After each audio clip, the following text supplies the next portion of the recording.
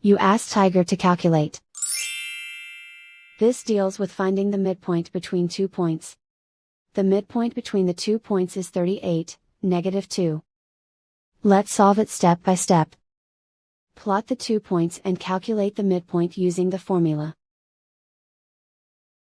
The coordinates of point 1 are, x1 equals -2, y1 equals 43. The coordinates of point 2 are, x2 equals 78, y2 equals -47. PM represents the midpoint of the 2 points.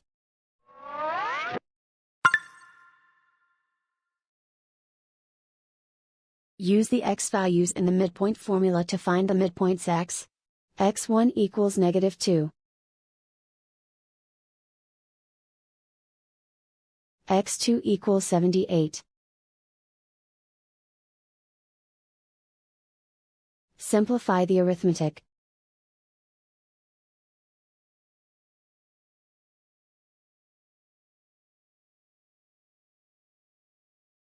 Use the y values in the midpoint formula to find the midpoints y. y1 equals 43. y2 equals -47. Simplify the arithmetic.